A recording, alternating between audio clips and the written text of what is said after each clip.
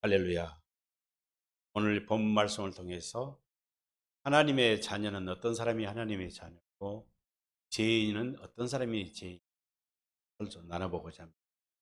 오늘 3장 1절 말씀 보면 이런 말이 나옵니다. 보라, 아버지께서 어떠한 사랑을 우리에게 베푸사 하나님의 자녀라 일컬음을 받게 하였나. 뭐라겠어요? 하나님의 자녀라 일컬음을 받게 한 사람이 누구예요? 하나님의 자녀라는 것이죠. 하나님 일컬음을 받는다 그러면 이제 하나님의 이름을 구약 성경에는 그런 말이 많이 여기저기 나옵니다. 이스라엘 백성들을 뭐라고 하냐면은 여호와의 이름을 일컫는 백성이라, 내 이름을 일컫는 내 백성이라, 이런 말들이 나옵니다. 여러 군데 나와요. 예레미야 또 시편에도 여러 군데 나옵니다. 그런데 하나님의 이름을 일컬는다, 이 말이 무슨 말이냐 하면은, 일컬는다 말은 요 하나님의 이름을 짊어지고 다닌다, 그런 말이 같은 의미입니다. 주석에는 없어요. 주석에는 없고, 제가 신학교 다닐 때 구약학 교수로부터 강의 들 때 이걸 본문을 또 해석해 들었어요. 근데 내가 컴퓨터로 AI 이 브리핑을 찾아보니까 딱 그것이 나오더라고. 신기하게 주석에도 없는. 내가 과거에 오래전에 신학교 다닐 때 들었던 강의를 기억하는데, 뭐라 했냐면 이 주의 이름을 짊어지다, 일컫는 말은 같은 말이다. 주의 이름을 짊어지고 다닌다, 주의 이름을 일컫는다. 다른 말로 말하면 주의 이름을 부르고 산다, 주의 이름을 짊어지고 산다. 하나님의 너는 하나님의 백성이로 불림을 해도 같은 말이, 똑같은 말이에요. 그러니까 하나님의 자녀는 하나님의 이름을 짊어지고 다니는 사람, 여호와 이름. 그 하나님의 이름이 뭡니까? 사무엘하 7장 2절에 보면은 하나님의 언약궤는 만군의 여호와의 이름으로 불려지는 것이라고 그랬어요. 그래서 출애굽기 25장에 보면 뭐라겠습니다? 출애굽기 25장 10절 이하에 보면은요, 언약궤를 하나님이 만들라 해서 모세를 만들고, 언약궤는 반드시 고리를 네 군데 고리를 만들고 막대기를 깨서 그걸 옮길 때마다 어떻게 하라고요? 제사장이 어깨에 메고 다닌다고 말이에요. 자, 언약궤는 뭡니까? 언약궤는 하나님의 여호와의 궤 또는 법궤요, 증거궤라고 말해요. 언약궤 안에는 뭐가 들어있어요? 처음에는 세 개알이 들어있지만 맨 마지막에는 두 돌판이 들어있어요. 두 돌판은 하나님 사랑과 이웃 사랑, 사랑이에요, 사랑. 이 말은 하나님의 생명이다 그 말이에요. 그러니까 여호와 하나님의 이름은 생명의 이름이요. 하나님이 그렇잖아요. 성부와 성자와 성령의 이름이 예수예요, 예수. 같은 이야기. 이렇게 구약 성경을 여러분이 읽을 때 여호와라고 써져 있으면 그걸 누구로 다시 고쳐서 읽으면 돼요? 예수로 고치면 됩니다. 그게. 예. 그리고 그 비밀이에요. 그래서 에레미야서에서도 똑같은 말이 나오죠. 예. 에레미야에 보면 또 뭐냐면, 에레미야에서도 이제 그런 이야기가 나오고 계시록도 나오지만, 언약궤를 반드시 옮길 때 어떻게 돼요? 대사장이 어깨에 메고 다녀야 돼요. 어깨를 맨다는 것은 뭐예요? 하나님의 사랑을, 하나님의 생명을 성도가 서로 나눈다 이 말이에요. 같이 하나가 된다 그 말이에요. 하나가. 이게 교회를 의미하는 거예요, 사실. 이게 하나님의 이름. 그래서 언약궤는 구약에서도 말해서, 특히 역대하 7장에서도 그런 이야기를 하지만은, 다윗이 하나님의 성전을 지을 때, 짓고자 할 때, 또 솔로몬이 성전을 지었을 때 성전을 짓는 목적이 뭐예요? 만군의 여호와 이름을 두기 위해서, 두시려고. 그렇잖아요. 언약궤가 예수의 이름이니까 그 예수의 이름을 알아야 돼. 그러니까 여호와 이름을 짊어지고 다 있는 사람은 여호와 이름을 받은 자야, 안 받은 자예요? 요한계시록 2장 13절에 그랬잖아요. 주의 이름을 받은 자에는 그 이름을 알지 못해. 반드시 이름을 누가 줘야 돼요? 주님께서 그 이름을 우리에게 주셔야 돼요. 그래서 이름을 받은 자만이 하나님의 백성이라 일컬음을 받는다 그 말이에요. 1절에서 일컬음을 받는다. 일컬음을 받는다. 그런데 하나님 여호와 이름을, 예수의 이름을 일컬음을 받지 못하는 사람은 어떤 사람이에요? 반대로 말하면 하나님의 자녀가 아니다 그 말이에요. 사령 예수를 10년 믿고 20 믿고 목사고 장로고 권사가 집사를 할지라도 예수의 이름을 받지 않았다, 하나님의 이름을 짊어지고 다니지 않는다면, 하나님으로부터 내 이름을 일컫는 백성을 인정받지 못하면 그 사람은 하나님의 자녀가 돼요, 안 돼요? 안 돼요. 누구의 자녀예요? 마귀의 자손. 세상 나라의 왕은 누굽니까? 마귀입니다. 하나님 나라의 왕은 누구셔요? 하나님 나라 하나님이 왕이시잖아요. 그리스도가 하나님이. 예수가 우리의 왕이 되셔야. 이렇게 전혀 달라요. 자, 그다음에 2절 한번 또 봅니다. 2절. 사랑하는 자들아, 우리가 지금은 하나님의 자녀라 선언했어요. 그러니까 이거는 뭐냐? 사도 요한이 요한일서를 쓸 때 당시에 우리가 지금은 하나님의 자녀라고 딱 선언한 것은 뭐예요? 그때 당시 사도 바울이 전하는 이 서신을 받은 수신자들은 하나님의 복음을 알고 있어요? 모르고 있어요? 알고 있는 것을 전제하에 이 글이 써져 있는 거예요. 전제. 그러니까 복음을 안다는 것은 하나님께서 모세에게 주신 두 번째 언약, 새 언약을 안다 모른다 알고 믿고 있다는 거예요. 있는 전제입니다. 그래서 보세요. 우리가 지금은 하나님의 자녀라 장래에 어떻게 될지는 아직 나타나지 아니하였으나, 여기서 나타난단 말이 나옵니다. 그가 나타나면 우리가 그와 같을 줄을 아는 것은 그의 참모습대로 볼 것이기 때문에. 이게 나타난다. 주님이 그리스도의 나타나심입니다. 요한일서 1장 2절을 보면요. 한번 성경 가까운 한 장만 넘겨보세요. 1장 2절을 보면 이런 말씀이 나와요. 이 생명이 나타나신 바 된지라. 이 생명의 빛으로 오신 예수님이 생명이 나타났단 말이에요. 이걸 어떻게 나타났다고 요한이 기록하고 있어요? 성육신 했다고 말이에요. 구약 성경에서 예언했던 그리스도가, 예수가 생명의 빛으로 오신다고 한 그 예수가 마리아의 몸을 빌려서 육신으로 오신 것을 나타났다 이 말이에요. 이 영원한 생명을 우리가 보았고 증언하며 너희에게 전한다. 사도들이 뭐예요? 예수 그리스도의 나타나심을 우리는 분명히 보아 안다는 거예요. 예, 예수님이 12제자였으니까 사도 요한은 그때 당시에 예수님을 나타나 보고 안다는 거예요. 그 다음에 오늘 3장 2절에 그랬잖아요. 예수님이 나타났는데 또 나타날 예수가 있어요. 언제 또 나타나요? 자, 생명이 나타났는데 지금 이 제자들에게 뭐라고 했냐면은 우리가 지금 하나님의 자녀라 장래에 어떻게 될지는 아직 나타나지 아니하였으나, 이 말은 뭐예요? 지금 2장 28절에 보면 주님이 강림하실 때 이야기하고 같은 이야기예요. 장차 재림 예수를 이야기하는 거지. 그러면 예수님이 몇 번 나타나실까요? 3번이 나타납니다. 3번. 자, 아까 요한일서 1장 2절에는 육신으로 몸으로 나타나신 예수님. 또 3장 2절에서는 우리가 그분처럼 참 모습으로 나타났는데 우리가 어떤 모습이 된다고요? 예수님과 같은 모습이 된다고 말이에요. 그러니까 우리가 소망하고 우리가 바라는 믿음의 소망은 뭐냐면 예수님과 같은 모습이 되는 거예요. 그래서 우리가 장차 재림 때 예수님이 다시 오실 때에는 예수님 모습과 우리 모습이 어떻게 한다? 일치가 된다 그래요. 하나이기 때문에 일치가 되는 거예요. 그 다음에 이제 3장 5절로 한번 보세요. 3장 5절 또 나타난단 말이 나와요. 그가 우리 죄를 없애려고 나타나신 것은 그랬습니다. 그거는 뭐예요? 복음을, 새 언약을 믿는 자들에게 새 언약의 중보자이신 그분이 나타난다고 말이에요. 어떻게 나타나시느냐? 자, 그러면 우리가 히브리서 10장을 한번 보겠습니다. 히브리서 10장. 히브리서 8장 4절 말씀이요. 히브리서 8장 4절 말씀 보시면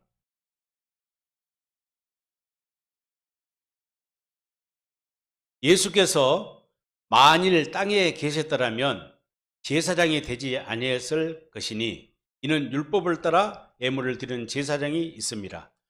그들이 섬기는 것은 하늘에 있는 것의 모형과 그림자와 모세가 장막을 지으려 할 때에 지시하였음을 얻음과 같으니 이르시되 산과 모든 것을 산에서 내게 보이던 본을 따라 지으려 하셨느니라. 그러나 이제 그는 더 아름다운 직분을 얻으셨으니 그는 더 좋은 약속으로 세우신 더 좋은 언약의 중보자라. 예수님은 새로운 언약의 중보자, 새 언약의 중보자다 그 말이에요. 저 첫 계약이 무음하였던 첫 계약이 뭐예요? 첫 번째 언약 모세에게 주었던 율법으로 사람이 의롭게 된다면 흠이 없게 된다면 죄가 해결된다면 그 말이에요. 둘째 것을 요구할 일이 없으려니와 그렇죠? 자 8절 그들의 잘못을 지적하여 말씀하시되 주께서 이르시되 볼지어다 날이 이르리니 내가 이스라엘 집과 유다 집과 더불어 새 언약을 맺으리라. 예레미야 31장 30절 말씀 그대로 인용되고 있습니다. 자 9절 보세요. 또 주께서 이르시기를 이 언약은 내가 그들의 열조의 손을 잡고 애굽 땅에서 인도하던 날에 그들과 맺은 언약과 같이 아니하도다. 그들은 내 언약 안에 머물러 있지 아니하므로 내가 그들을 돌보지 아니했다.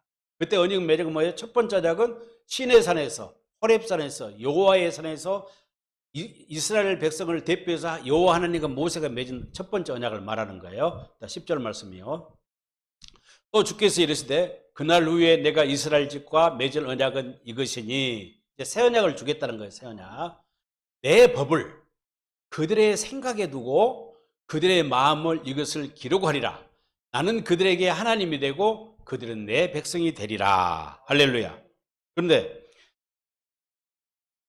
히브리서 10장 16절 17절 보면 여기 이 말을 어떻게 해석했냐 그러면요. 쉬운 성경 세 번에게 보면은 찾지 마세요. 뭐라 했냐면 내 율법을 그들의 마음에 박아주고 그들의 생각에 새겨주겠다 이렇게 번역되어 있어요. 히브리 10장에서는 똑같은 새 언약인데 자 보세요. 이제 새 언약을 우리 안에 주시겠다는 거예요. 주심으로써 그래서 하나님의 마음을 우리에게 주겠다는 것 아니에요? 하나님의 마음을 줌으로써 우리가 이제 변화되는데 자 보세요. 복음이 뭐냐? 아까 우리가 말했습니다. 첫 번째 언약이 무음했다라면 두 번째 언약이 필요 있어요? 없어요? 필요 없죠. 모세의 율법으로 의를 이룰 수 있다면 구원을 받을 수 있다면 새 언약의 중보자신 그리스도가 이 세상에 오실 필요가 있어요? 없어요? 없어요. 그래서 예수님이 오셨어요. 예수님 오신 목적은 우리에게 새 언약을 이루어 주시려고 왔는데 다시 한번 새 언약이 어떻게 이루어진지 우리가 알잖아요. 예수님이 새 언약을 이루어주기 위해서 십자가에 죽으셨습니다. 그렇죠? 십자가에 죽어주셨어요. 그리고 사흘 만에 부활하셨습니다. 부활하셔서 하나님의 약속대로 하늘에 올라가셔서 하늘나라 성전에서 그 시은자라고 그래요. 시은자 또는 시은소에다가 하나님의 피 흘리신 그 피를 뿌려서 모든 인류의 죄를 속하신 거예요. 속하시고 약속대로 하나님이 이제 그리스도의 본체는 하나님의 우편에 앉아 계시지만 약속하신 대로 다른 보혜사 성령으로 그리스도의 영이 우리 믿는 자 택함받은 백성의 마음으로 찾아오신 거예요. 그 찾아오신 그리스도를 믿어야 돼. 할렐루야. 이거 새 언약을 믿는다 그 말이에요. 믿으면 어떻게 돼요? 믿으면 그분이 우리에게 뭘 베풀어요? 세례를 베풀어요. 지난주에 말씀하신 것처럼 그 세례가 로마서 6장 2절에서는 그 세례가 주 예수 그리스도와 합하는 세례라고 했어요. 합하는 세례. 그 예수 그리스도와 합하는 세례를 받아야 그리스도의 죽음에 참여하고 그리스도의 부활에 참여하는 자가 돼요. 오늘 하나님 나라가 아니라 다른 나라의 목사님이 큰 교회 와서 설교를 하더라 같이. 여러분 거듭나야 합니다. 거듭나기 위해서는 여러분이 죽어야 합니다. 죽어야 된다. 그러니까 아멘이라도. 배추는 몇 번 죽은지 아세요? 배추가 배추는 밭에서 딱 칼로 뿌리를 캘 때 한 번 죽은대요. 그리고 사람이 씹어서 삭힐 때 마지막 7번째 죽는데. 이제 설명 안 하겠어요. 그러니까 막 웃고 할렐루야 하더라고요. 거듭나야 됩니다. 거듭나면 여러분이 죽으세요. 그래야 하나님의 뜻대로 삽니다. 됩니까? 그게 율법이에요. 말은 좋죠. 그는 기록된 말씀을 그대로 전하는 거예요. 할례라는 게 뭐예요? 할례가. 할례라는 것은 우리 마음대로 주어진 것이 아니에요. 그리스도와 합하는 것. 하나님의 자녀가 되기 위해서는요. 반드시 할례가 되는데 하나님이 되려면 어떻게 해야 되는가를 갈라디아서 3장에 보니까 정확하게 나와 있어요. 갈라디아 3장 보겠습니다. 갈라디아 3장 보면은 이 쉬운 성경을 가져서 읽어볼게요. 갈라디아 3장 22절. 성경은 온 세상에 죄가 갇혀 있다는 것을 보여주었습니다. 이는 믿음을 통한 약속을 주시기 위한 것으로 오직 예수 그리스도를 믿는 사람들만 받을 수 있습니다. 23절. 이 믿음이 오기 전에는 우리가 물법에 갇혀 있었습니다. 하나님께서 장차올 믿음의 길을 보여주실 때까지 우리에게는 자유가 없었습니다. 모세의 율법을 믿고 있다는 거예요. 새 언약을 믿지 않는 사람, 아직 새 언약이 뭔지를 모르는 사람은 율법에 갇혀 있는 사람이다 그 말이에요. 24절 보면 그리스도께서 오시기 전까지는 율법이 우리의 선생이었습니다. 그러나 그리스도께서 오신 뒤에는 우리가 믿음으로 인해 의롭다함을 받게 되었습니다. 맞죠? 이제는 25절, 이제 믿음의 길이 나타났습니다. 믿음이 오셨다 그 말이에요. 나타났으므로 다시는 우리가 율법에 갇힐 수 없습니다. 여러분은 그리스도 예수를 믿는 믿음을 통해서 뭐가 됐다고요? 하나님의 자녀가 되었습니다. 할렐루야. 아멘입니다. 보세요. 이게 믿음이 오기 전에는 누구 안에 갇혀 있어요? 모세 율법 안에 갇혀 초등학문에 앞에 있어요. 그러나 그리스도가 오심으로 우리는 어떻게 돼요? 나타나심으로 이제는 우리가 율법에 갇혀 있는 자가 아니에요. 율법으로 자유를 얻고 그리스도 예수를 믿는 믿음을 통해서 하나님의 자녀가 되는 거예요. 그렇게 되면 뭐냐? 27절에 어떻게 하나님의 자녀가 되느냐? 여러분은 모두 세례를 받아 그리스도와 연합하였습니다. 로마서 6장 3절 말씀 똑같죠? 주 예수 그리스도와 연합하는 세례. 골로새서 2장 11절에는 육신을 벗어버린 우리의 죄를 속해버리는 그리스도의 할례라고 했어요. 같은 말이에요. 똑같은 말이에요. 성령 세례를 받았다. 세례를 하나, 그러니까 세례라는 것은 할례란 말은 죽은다 그 말이에요. 그러니까 성경에 보면은 세례해갖고 창고뼈가 침례라고 돼요. 침례는 물속에 장가버려 물속에 집어넣고 죽어버린다 그 말이에요. 그러니까 세례나 할례라 같은 거예요. 육신이 죽는다. 육신의 생각과 마음이 제거되고 그리스도의 생각과 마음으로 우리가 새 생명으로 거듭난다 이 말입니다. 세례, 그러니까 그리스도와 연합하는 세례. 육신의 몸과 마음과 생각을 벗어버리는 그리스도의 세례. 다 할례 같은 말입니다. 입고 살았습니다. 자, 여기서 이제 확실하되죠? 그러니까 할례를 받지 않으면 안 돼요. 아무리 우리가 나는 내가 죽어야 되겠다, 죽어야 됐다, 내가 거듭나겠다, 막 애치고 기도한다고 됩니까? 부활하신 주님이 내 안에 오실 때 그 그리스도를 믿으면 새 언약의 중보자를 우리에게 보내주신다고 그랬잖아요. 히브리서 10장 9절 10절에서 하나님의 뜻을 이루러 왔다는 거예요. 하나님의 예수 그리스도께서 하나님의 뜻을 이루러 오신 것은 첫 번째 것을 폐하시고 두 번째 것을 이루어 주시고 오셨어요. 그러기 위해서 어떻게 했어요? 십자가에 매달려 죽어 주셨어요. 그 십자가에 매달려 죽으시고 그 피를 흘림으로 그 피로 우리가 피의 세례를 받음으로 피의 침례를 받음으로 피의 할례를 받음으로써 우리가 거룩한 존재가 돼요. 거룩한 존재다는 말이 뭐예요? 하나님의 자녀가 됐다. 다른 말로 말하면 복음으로 난 자다. 그렇잖아요. 새 언약의 일꾼이 되었다. 그런 말이 되잖아요. 그래서 히브리서 10장 9절 10절에서도 그 말을 분명히 했습니다.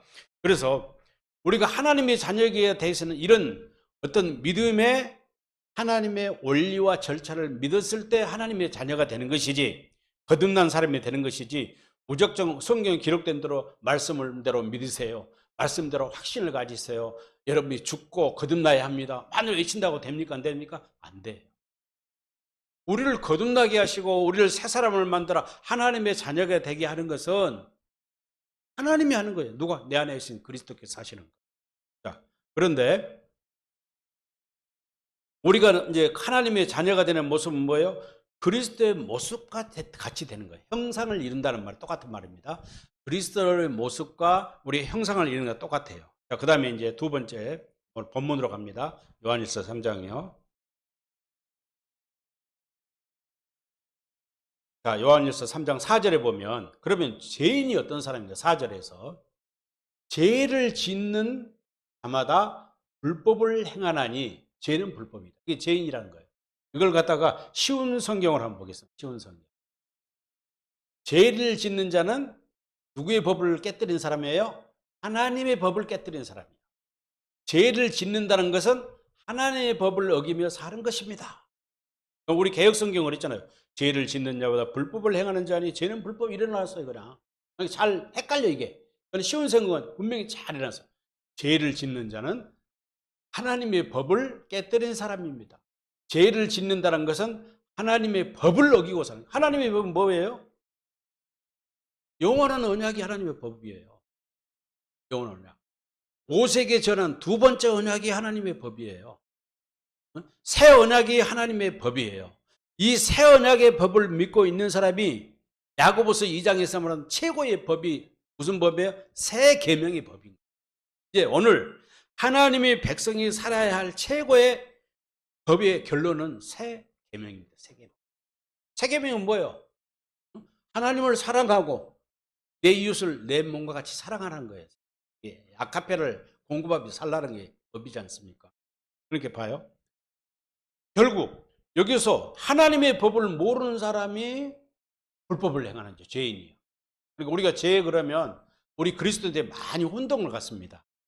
세상에서 말은 죄하고 이게 착각을 못해요. 그러니까 사도 바울도 그랬잖아요. 로마서 6장에 보면 7장에서 그러죠. 7장에서 참 내가 이상하다. 나는 하나님 예수 그리스도에 거듭났는데 내가 의를 행하려고 하는데 자꾸 내 속에는 뭐가 있어요? 두 마음이 있어. 두 가지의 법이 있어. 하나는 그리스도의 마음이고 육신의 마음이요. 하나는 그리스도의 법, 하나님의 법이 있고 죄의 법이 내 안에 역사해. 그래서 나는 죄를 짓지 않고 어떻게 하면 하나님을 그렇게 살려고 하는데 나도 모르고 그 죄에 빠져들어가. 그때 말하는 죄는 뭐예요? 세상적인 죄를 이야기해요. 도덕적인 윤리적인 것. 다시 말해서 율법을 범하는 것. 자, 첫 번째 언약은 모세의 율법은 세상의 모든 종교와 법의 근원입니다. 그렇잖아요. 우리 대한민국 국민은 대한민국 국법을 지켜야 돼요. 미국 사람은 미국의 국법을 지켜야 돼. 아무리 대한민국 국민이 대한민국의 법을 잘 지킨다고 미국에 가서 미국의 법을 무시하면 그 뭐가 되는 거예요? 죄인이 되는 거예요. 그러니까 하나님의 백성은 어떤 법을 지켜야 돼요? 하나님의 나라에 살기 때문에 하나님을 왕으로 머리로 하고 그리스도를 머리로 살기 때문에 하나님의 백성은 하나님의 법을 그리스도의 율법을 믿고 살아야 돼요. 그러네 세상에 사는 자는 악의 나라 사는 사람들은 어떤 법을 믿어요? 첫 번째 언약인 모세의 율법을 믿고 산다고 말해요. 하나님의 법을 모르면 그런 죄인이라고 말해요. 이게 성경이 말하는 죄는 영적인 죄는 사람을 죽이고 사기치고 폭력을 하고 거짓말하고 이게 성경이 말하는 죄가 아니에요. 그건 자본죄라고 그래요. 우리 원죄와 관련돼 있어요. 모든 죄는 인류의 조상인 아담과 하가 범죄함으로써 하나님의 구원 계획이 시작된 거예요. 그때부터. 아담이 창세기 3장 15절에서 원시 복음, 원복음을 주셨어요. 여자의 후손으로 그리스도를 보내주시겠다. 그렇게 해서 이 땅에 교회를 세워서 너희 자신이 그리스도를 머리하고 교회가 되어서 누구 안에 살게 해주시겠다? 아버지 하나님 안에 살게 해주시겠다. 누구와 함께? 그리스도와 함께. 이것이 복음이잖아. 그러니까 아담이 범죄했던 그 원죄와 관련된 것들을 관련해서 죄라는 것은 뭐냐? 하나님의 법을 깨닫지 못하면 죄인이다 그 말이에요. 하나님의 법을 믿지 않으면 죄이다 그 말이에요. 죄다. 그래서 예수님이 오신 목적을 여기 5절에서 그렇게 이야기했죠. 5절에서. 자, 여러분도 알고 있는 것처럼 그리스도는 죄를 없애기 위해서 오셨습니다. 그렇죠? 그리스도는 죄가 없는 분이요. 왜? 누구로부터 나왔기 때문에? 죄 없으신 아버지 안에서 나오셨기 때문에. 태어난 것이 아닙니다. 출생이 아닙니다. 신학적으로는 그리스도는 하나님 아버지로부터 나오신 분. 삼위일체 우리가 그러잖아요. 성령님은 아버지와 성부와 성자로부터 나오신 분이에요. 그래서 이분이 한 분이요. 사역만 다를 뿐이지. 자, 죄를 없애게 오셨어요. 또 8절로 한번 보세요. 8절 똑같은 이야기나 8절. 마귀는 태초부터 지금까지 죄를 짓고 오고 있습니다. 자, 그렇죠? 그런데 죄를 짓는 자마다 마귀는 태초부터 지금까지 죄를 지어오고 있습니다. 계속해서 죄를 짓는 사람은 마귀에 속한 사람입니다. 이 말은 무슨 말이에요? 하나님의 복음을 믿지 않고 지키지 않습니다. 하나님의 아들은 바로 이 마귀의 일을 멸하려고 오셨다. 이게 주님 오신 목적이에요. 마귀의 나라를 멸하시려고 오신 분이에요. 마귀의 나라가 멸해질 때 이 땅에 무슨 나라가 세워져요? 하나님의 나라, 교회가 세워지게 궁극적으로. 자, 그래서 4절 보세요. 3장 4절 궁극적으로 말합니다. 5절. 자, 6절. 자, 6절에 보면은 그 안에 거하는 자마다 범죄하지 않으니. 자, 그리스도 안에 사는 사람은 더 이상 죄를 짓지 않아요. 왜 그럴까요? 성자이신 예수님께서 누구 안에 사셔서 이 땅에 육신의 몸을 입고 오셔서 그분의 모습이 어떤 모습이냐면요, 우리가 봐야 할 모습이고 그 모습이 돼야 하는데 예수님은 아버지 안에 살았어요. 이 땅에 오셔서 자기 스스로 자의대로 어떤 일을 행하시고 사역을 한 적이 한 번도 없어. 아버지 안에서 의로우신, 죄와는 상관없고 죄를 지을 수 없는 하나님 아버지 안에서 살았다고 말해요. 그분을 보고 그분의 음성을 듣고 그분이 보여주신 대로 병든 자를 고치고 사역을 하시고 복음을 선포하고 다니셨어요. 자, 그래서 그리스도 안에 사는 사람은 더 이상 죄를 짓지 않습니다. 만약 그가 계속하여 죄를 짓는다면 그는 그리스도를 진정 이해하지 못한 것입니다. 그렇죠? 우리가 그리스도의 모습과 같이 산다면, 그리스도 예수를 믿고 예수님이 내 안에 오시고 내가 할 일을 받고 그분 안에 들어가 산다면 어떻게 살아요? 그리스도가 살아야 돼. 어떻게? 또한 그리스도를 알았다고 말할 수 없습니다. 똑같아요. 아까 그것을 한번 6절 말씀을 개역개정으로 다시. 그 안에 거하는 자마다 범죄하지 않으니 범죄하는 자마다 그를 보지도 못하고 알지도 못한다. 예수님이 아버지 안에 살고 있었기 때문에 늘 어떻게 했어요? 아버지를 보았고 아버지를 알았어. 그렇게 죄를 지을 수가 없는 거예요. 우리가 예수 안에 산다면 죄를 지을 수 있어요? 없어요? 지을 수가 없죠. 우리는 그분을 보고 살아야 돼. 그분의 이름을 알고 마음을 알기 때문에 죄를 지을 수 없는 존재가 되었다고 말해요. 이게 죄인의 의미는, 다시 말하지만 죄인의 의미는 하나님의 법을 지키고 여호와의 이름을, 예수의 이름을 짊어지고 다니는, 하나님의 언약궤를 짊어지고 사는 사람. 그렇게 제사장이 언약궤를 메고 하니까 어떤 일이 일어나요? 기적이 일어나요. 요단강이 홍수가 져서 범람했는데 여호와의 명령을 하니까 모세가 제사장에게 요단강을 들어가라고 하니까 들어가는 순간 어떤 일이 일어나요? 요단강이 쫙 갈라집니다. 땅이 갈라집니다. 가나안 땅의 첫 성인 여리고를 정복할 때도 하나님의 방법대로 여세 동안은 한 바퀴를 돌고 마지막 이래 된 날을 소리 지르며 딱 7바퀴 도니까 어떤 일이 일어나요? 여리고에 저절로 무너져. 다윗이 왕이 돼가지고 기앗 여람에 있는 법궤를 다윗성에 옮기고 할 때 어떤 일? 처음에는 성가들을 동원하고 많은 백성을 두고 악기를 들고 찬양하면서 언약궤를 어디다 싣고 왔어요? 원래서 수레에다 싣고 와가지고 웃사가 쳐다봐서 죽어가지고 옮기지 못했대. 하나님의 이름을 짊어지고 가야 되는데 짐승이 끌고는 수레에다 의지해버린 거예요.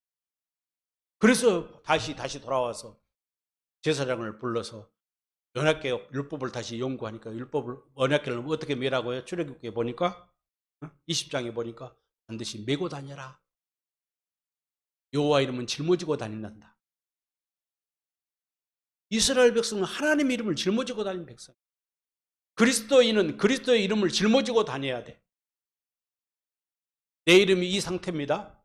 저는 전주 이가의 성을 짊어지고 다녀. 어디를 가더니 내 성을 바꿀 수가 없어. 서양 사람들은 여자가 시집가면 남자 속으로 바꿔버리더만. 우리나라는 바꿔야 안 바꿔? 못 바꿔. 죽어도 나는 이씨라는 성을 버릴 수가 없어. 우리가 사나 죽거나 우리는 누구만을 짊어지고 다녀야 돼요? 예수의 이름만, 그리스도의 이름만 딱 짊어지고 다녀요. 이것이 어떤 사람이에요? 하나님의 자녀들이. 하나님의 자녀라는 천국의 백성이라는 말이고 성도란 말이고 교회되어 산다 이 말이에요. 할렐루야. 그럼 마귀는 어떤 존재예요? 마귀는 여기서 마귀 이제 8절. 죄를 짓는 자는 마귀에 속하나니 마귀는 처음부터 범죄함이라. 하나님의 아들이 나타나는 마귀는 뭐한 놈이에요? 거짓말장이야. 요한복음 8장 30, 40장인가? 거기 보면 그런 나오잖아. 마귀는 우리에게 뭘 심어줘요? 욕심, 탐심을 심어주는 자. 거짓말장이, 거짓의 아비라나. 마귀는 거짓말을 해요. 율법대로 살아라. 세상의 법대로 살아라.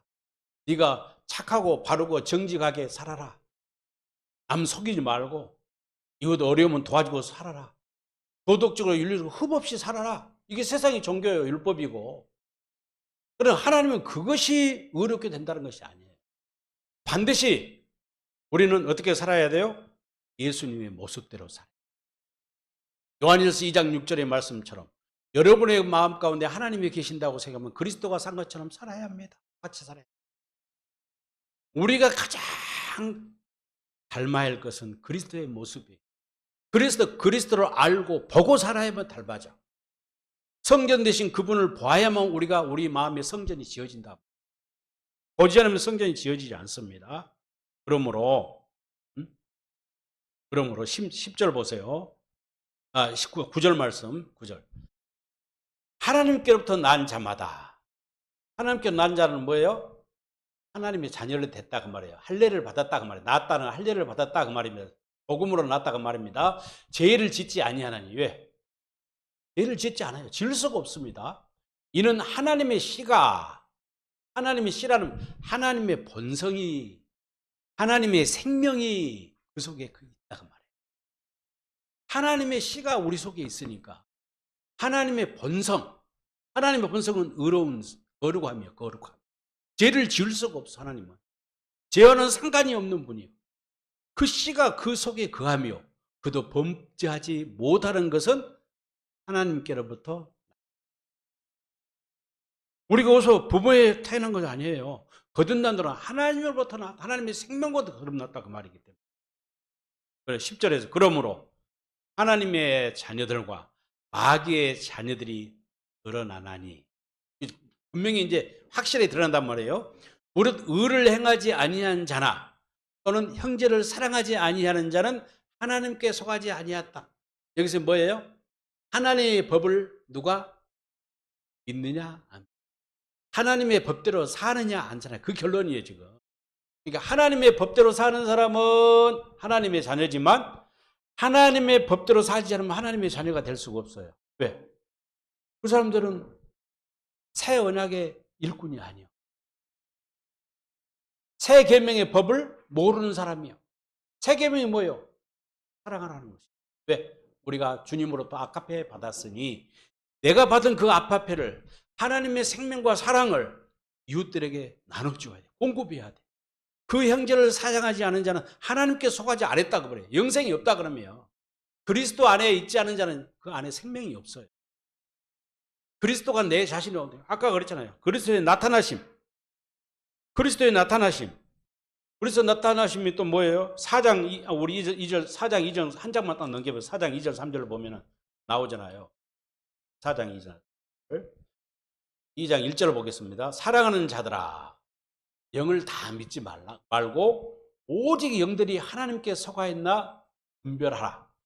많은 거짓 선지자가 세상에 나왔다. 맞죠? 2절. 이로써 너희가 하나님의 영을 알지니 그리스도께서 육체로 오신 걸 시인하는 영마다 하나님께 속한 것이요. 이것을 킹제임스 안 돼요? 킹제임스 부어서는 뭐라고 하냐? 육체로 오신이 아니라 육체 안에 오신 것을, 번역이 잘못되어 있습니다. 육체 안에 오신 것을 시인하는 영마다 하나님께 속아야 할 것이요. 3절 말씀이요. 예수를 시인하지 않은 영마다 하나님께 속아. 예수를 시인하지 않는다는 것은 뭐예요? 새 언약을 믿지 않는다 그 말이에요. 새 언약의 중보자로 영으로 내 안에 오신 예수를 믿지 않고 있단 말이에요. 이것이 곧 적그리스도예요. 그리스도를 반대하는 자예요. 마귀의 자녀들이요. 그 다음에 4절. 자녀들아, 너희는 하나님께 속하였고 누구를 이겼어요? 마귀를 이겼나니. 이는 너희 안에 계신 이가 세상이 있는 자보다 크십니다. 할렐루야. 그 다음에 4절. 그 다음에 5절 말씀. 그들은 세상에 속한 거로 세상에 속한 말을 하며 세상이 그들의 말을 듣느니라. 세상 사는 자들을요. 6절 말씀 이제 뭐라고 그랬어요? 4절 아니거든요. 4절이 중요한 말. 자녀들은 너희는 하나님께 속하였고, 하나님께 속하였다는 것은 뭐예요? 그들을 이기고, 이는 너희 안에 계신 이가, 너희 안에 계신 이가 누구예요? 우리 육체 안에 오신 그리스도다 그 말이에요. 부활해서 하늘에 올라가 우리 죄를 속하시고 다른 보이사 성령으로 우리 안에 오신 그 그리스도. 세상에 있는 세상의 마귀의 우두머리, 세상의 임금보다 크신 분이다. 다시 3절로 갑니다. 3장으로요. 그래서 이제 사랑을 하느냐. 그다음에 가인과 아벨의 이야기를 한 다음에 13절 말씀. 형제들아, 세상이 너희를 미워해도 이상히 여기지 마라. 미워하죠. 예, 복음을 모르니까. 새 언약을 모르니까. 새 언약을 묻게 새 언약의 중보자로 내 안에 오신 예수를 믿지 않아요. 어떤 예수? 성경의 문자대로 기록된 그 예수를 믿는 거예요. 그리고 자꾸 예수님 이야기만 해. 성경의 이야기, 하나님의 이름, 하나님의 역사적인, 성경에 기록된 역사적인 이야기를 가지고 맨날 설교를 해요. 그래서 여러분들 말씀대로 믿게 하면 이런 기적이 오늘 또 일어납니다. 그 육체로 오신 예수님을 자꾸 설명해. 이야기를 해, 이야기. 그 이야기가 우리를 구원할 수 없어. 그 이야기들을 뭐 하려고? 새 언약으로 이루기 위해서는 예수님이 옷이 이렇게 해서 이룬다는 것을 표적으로 보여주는 사건일 뿐이요. 반드시 부활하신 그분이 육체 안에, 우리 안에 그리스도가 임하셔야 된다 그 말이에요. 그러면서 14절. 우리는 형제를 사랑함으로 사망에서 옮겨 생명으로 들어간 줄을 알거니와 사랑하지 아니하는 자는 사망에 머물러 있어요. 그러니까 새 계명을 모르면 사망이 있단 말이에요. 그러니까 우리가 어디가 나오더라? 에베소서 2장 1절을 보면요. 에베소 1장에 뭐라 했냐면 인간은 죽은 상태로 태어났다고 그랬어요. 에베소 2장 1절에.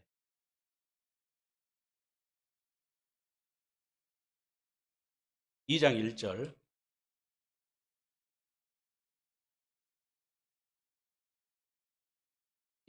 에베소 2장을 보면 찾지 마세요. 쉬운 성경이 이렇게 돼 있어요. 불순종과 죄로 인하여 여러분은 영적으로 죽은 사람들이었습니다. 이 말은 뭐예요?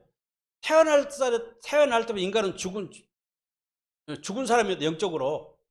불순종과 죄로 인하여 여러분은 영적으로 죽은 사람들이었어요. 이 말은 쉽게 표현하면 우리는 태어날 때부터 죽은 존재로 태어났다. 영적인 이야기입니다. 네. 아담이 죽은 존재이니까. 우리가 죽은 존재에게 필요한 건 누구예요? 우리 이제 구원자가 필요해요. 메시아 그리스도가 필요하다고 말이에요. 그래 율법이 되겠어요? 안 된다고 말이에요. 도덕적으로 윤리적으로 산다고 이 문제가 해결되겠습니까? 우리가 살기 위해서는 새 언약을 믿어야, 두 번째 언약을 믿어야, 하나님의 복음을 믿어야, 그리스도의 복음을 믿어야 할례를 받고 그리스도와 연합하는 세례를 받고 그분 안에 들어간다고 말이에요. 들어가야만이 우리가 새 생명을 얻고 거듭나지, 우리가 뭐 애치고 주여 삼차고 한다고 되는 것이 아니다 그 말이에요. 그리고 결과가 뭐냐? 15절에 그 형제를 미워하는 자마다 살인한 자니, 살인한 자마다 영생의 구속이 없다. 우리 신학교 다닐 때 교수님이 시계를 한번 내주더라고요. 이 말씀. 요한일서 3장 15절 말씀. 형제를 미워하는 자보다 살인하는 자니. 이것에도 A4 용지 2장을 써서 내려가더라고요. 형제를 미워하는 자가 살인하는 자. 왜? 생명이 없기 때문에. 생명이 없다. 살인한다가 말은 뭐가 없다? 하나님의 사랑이 없다. 예수님의 마음이, 예수님의 생명이 아카페가 없다 그 말이에요. 그래서 16절 말씀. 16절이요. 16절. 그가 우리를 위하여 목숨을 버리셨으니 우리가 이로써 사랑을 알고, 예, 그가 우리를 위해 목숨을 버렸잖아요. 그래서 우리가 하나님의 사랑, 이게 로마서 3장 5장 18절인가? 하나님의 십자가에 죽으시는 사랑이, 하나님이 우리를 향한 하나님의 사랑의 확증이라고 그랬잖아요. 예수님이 우리를 위해 목숨을 버리고 우리가 이로써 사랑을 알아요. 우리도 형제를 위하여 뭘 하라고 그랬으니 뭘 하라고요? 그러니까 예수님이 하나님의 뜻대로 사는 것처럼 우리도 그리스도와 똑같이 살아야 돼. 예수 형제를 위해 목숨을 버리라고요. 목숨을 버리라고. 목숨을 버리면 죽으란 말이에요. 실제 우리 육신의 목을, 그 말이 아니에요. 하나님의 사랑 아카페를 이웃을 위해서, 형제를 위해서 주라 그 말이에요. 할렐루야. 생명이나 이름이나 마음이나 목숨이 다 같은 말이에요. 참 성경을 기록 중 우리에게 아주 뜨끔하게 해놨잖아요. 형제들에게 목숨을 버릴 자가 어디가 있어요? 문자적으로 해석하면 그래. 영적으로 해석이 되잖아요. 목숨을 주라는 건 생명을 주라. 사랑을 주나. 너희가 받은 하나님의 사랑을, 너희가 깨닫는 하나님의 사랑을, 너희가 누리는 그 아카페 사랑을 이웃에게, 형제들에게 나눠주라 그 말이에요. 나눠주라. 그러면 22절 결론을 맺겠습니다. 무엇이든지 구하는 바를 우리가 하나님의 법으로 살면, 새 계명으로 살면 무엇인지 구하는 바를 그에게서 받나니. 할렐루야. 우리 필요를 채워주신다 그 말이에요. 제가 다음 설교할 때는 이제 그 만나의 법칙으로 한번 설교를 할 거예요. 하나님이 우리에게 주신 부여와 뭔가를 한번 증거하려고. 자, 무엇인지 구하는 바를 그에게 받나니. 그리스도 안에 살면, 아카페하고 살면, 새 계명의 법을 지키고 살면 구하는 바를 준다는 거예요. 이는 우리가 그의 계명을 지키고 그 앞에서 기뻐하는 일을 해간다. 자, 23절. 그 계명은 이것이니. 이게 이제 그 계명은 이것이다만 하나님의 법은 이것이다 그 말이에요. 하나님은 이것이니 곧 그 아들 예수 그리스도의 이름을 믿고, 할렐루야, 법계로 오신 법계신 그분을 믿고 그 이름을 짊어지고 살아라 그 말이에요. 그가 우리 주신 계명대로, 모세의 율법이 아닌, 첫 번째 언약이 아닌 두 번째 언약 새 계명, 그리스도의 계명대로, 야고보서 선지가 말한 최고의 법, 사랑의 계명을 지키고 살아. 이르는 하나님을 사랑하고 우리가 이웃과 이웃을 내 몸과 같이 사랑하는 삶을 살아라. 할렐루야. 그 다음에 24절. 그의 계명을 지키는 자는 주 안에 거하니. 주 안에 거하는 자면 계명을 지킬 수 있잖아요. 주는 그 안에 거하나니. 다른 성경의 번역본을 보면 이걸 이제 뭐라 했냐면, 쉬운 성경 한번 보세요. 쉬운 성경. 하나님의 명을 지키는 사람은 아까는 하나님 안에 살게 되고, 궁극적으로는 그래요. 그렇죠? 우리가 예수 안에 살면 예수가 우리를 어디로 인도해요? 아버지 안으로 인도하니까. 하나님 안에 살고, 다시 말해 천국에 살고, 하나님도 그 안에 거하신, 하나님이 우리 안에 거하셔. 하나님께서 우리 안에 거하시는 사실을 어떻게 알 수 있습니까? 우리는 그것을 하나님께서 주신 성령으로 알 수 있습니다. 성령이 증거가 되신다. 성령이 우리 안에 계시니까. 고린도서 3장 16절, 6장 19절에서 우리 몸은 성령이 거하시는 거룩한 성전입니다. 기도하겠습니다. 하나님 아버지 감사합니다. 오늘 또 우리의 생명이 되시고 마음이 되셔서 하나님의 자녀로 그리스도의 이름을 짊어지고 다니며 살게 하신 하나님을, 하나님 감사합니다. 우리가 비밀을 모를 때는 이 계명에 사로잡혀서 죄의 종류라고 살았습니다. 그리스도가 이 땅에 오셔서 그 죄를 명하람으로 우리는 그리스도와 함께 죄에게 왕노하는 존재가 되었습니다. 하나님의 자녀들에게 그 이름을 짊어지고 다니며 하나님의 사랑 아카페를 증거하고 공급하는 복된 삶을 살게 하여 주옵소서. 예수님의 거룩하신 이름으로 간절히 기도하옵나이다. 아멘.